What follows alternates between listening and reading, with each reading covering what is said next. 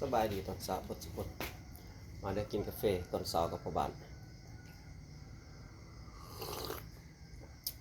เขาก็นึกสุกแล้ว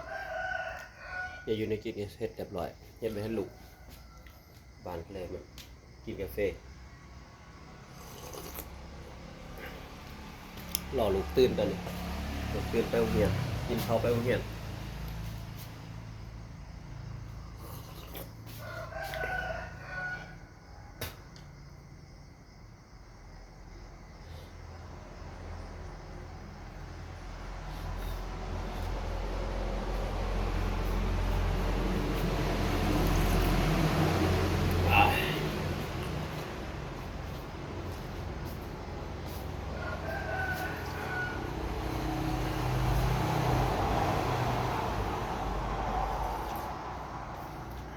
มาได้